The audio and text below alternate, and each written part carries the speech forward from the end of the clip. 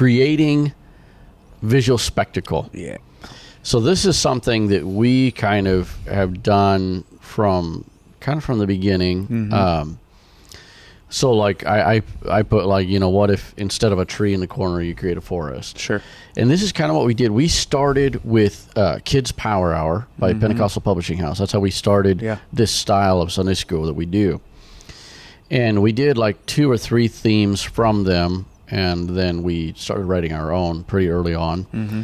But even in the very first one, it was a boat one, and I don't remember for sure, but I think that it called for basically like a boat in a corner, like a big decoration or whatever. Mm-hmm. And so right out of the gate, we built this boat that you could fit, I don't know, at the time, probably 40 kids or something, but you could fit all the kids into. Yep. And so it was this big boat, and then we had, I think that was that the one where we did the blue plastic on the ceiling for the sky, and then we had water, we had an island. So we had this room that was, I don't know, 30 by 30 roughly. It wasn't square, but it was roughly that size. And the whole room was decorated. Everything. I mean, everything. Like you came in the door, there was a bubble machine. Yeah. And there was that. You remember the planks that you would walk on? You could actually roll them up. You could. They were like from pallets, I think. And so it was pieces of wood from pallet or something, and then I think it was fire hose. Yeah, it's very heavy duty. Yeah, it was like a heavy duty. And so picture, this is something somebody could use, is because we had to set pallets up, are free. Yeah, pallets are free, and we had to set up every week and take down every week, and so it was like, I don't know, maybe 2 feet wide, probably. It wasn't really wide, 2 feet wide, and little boards, and then picture rolling a fire hose down on each end of those, and then screwing them in. Yeah. And then you flip that over, and you have this gangplank, and it was like a boardwalk. Yeah. And then you could roll it up for storage. And so that handy. We had that for a long time. We used it for other themes and everything. So, yeah, that was really cool. We might do that again. That was really neat. I think we might have laid blue plastic or tarps under it because it was like you're walking over the water. So it wasn't like 3D or anything, but it was kind of cool. I remember, and when we started with that, I wasn't in Sunday school, but Who was in it? Pastor. Before he was pastor, he started. He was not even pastoring. Yeah, he started the Sunday school back then. But I have my hands on everything in the church. It seems like, so I was helping with setup and stuff. And I remember we would set up every week. We did this island, so we had like this. It was a single tree, and then we had this brown. It was like painter's backdrop or whatever. It was like that tan fabric.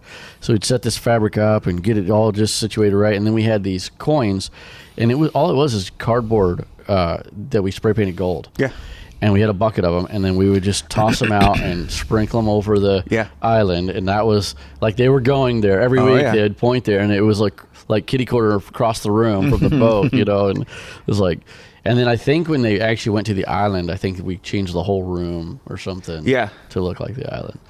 Well, it's just like you said, it's cardboard and pallets, and you don't have to have simple, a great budget. And one thing too that we did, I can't remember what theme we started doing this. We had a gentleman in the church that was a really talented artist, and it took him some time, but we got was it drop cloth or was it something more heavy duty, the stuff we would hang? It was Tyvek house wrap. Yeah. And he painted, I mean, I don't know how many linear feet. So it took him some time, but our whole scene setter, I believe, was all painted by him. Yeah, it was, well, they were roughly 8 feet tall by 30 feet long. Yeah. And I actually, he showed me some tricks and stuff that I didn't know, like about layering and stuff with painting, and I'm not an artist at all. No, me either. But I remember we'd have people that didn't know what they were doing down there. Yeah. Painting and he'd like, oh no, over there you need to change that, and he'd fix stuff all the time. So I mean, it's just an idea. If you have somebody that is inclined, they could help out, or even you don't want to branch out too much in the community. But I know, like, our kid's doctor's office, a lady volunteered to come down, and every room is a theme. It's more like fairy tale and like dwarfs and elves, that kind of thing. But every room is, even the ceiling is completely painted. She did it for free. Cool. Just because you wanted to contribute. To help. Yeah. So there's always options. Yeah, there's always options. And the thing is like you said, low budget. We do, big themes now, and our budget is bigger. Mm-hmm. And part of the reason why is a lot of the things that we build now are not just a decor item; they're interactive. So we build playgrounds.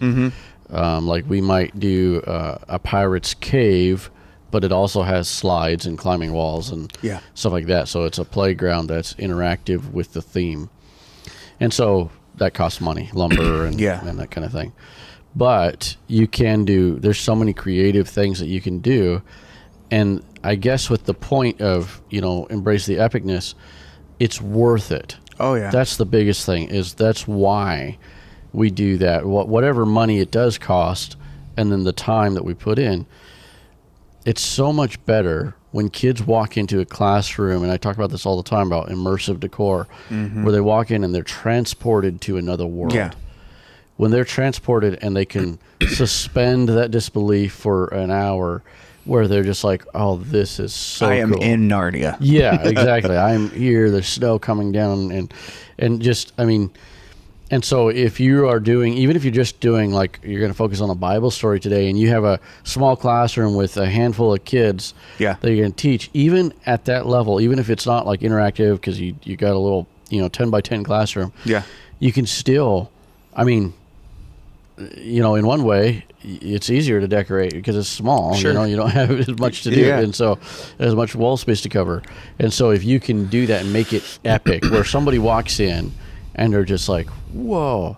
I remember our first pirate theme that we ever did. Oh, yeah. You were in that too. I remember, because I have a picture of you when you busted your lip or something in practice. But in that first pirate theme, that was when we set up every week and took down every week in the fellowship hall. But I remember a guest coming, and they came back there to drop their kid off or whatever. And then he kind of, it was the dad, and he kind of like left abruptly. And I knew he was going to leave because they were just dropping their kid off, but they kind of left abruptly. And I was like, man, I better make sure everything's okay. Sure. So I kind of rushed out, followed him. I was like, hey, how's it going? Are you okay? He's like, yeah, I'm going to get my wife. She's got to see this. And so it was epic enough. They walked in, they're like, whoa, it was really cool. And that's a huge thing. I mean, even for outreach, and when the parents finally do come with kids that come on the bus, the kids go home mesmerized and talking about it, and the parents come see it. And it's they're like, I got to see this. My kids have been talking about it. These people mean business. Yeah.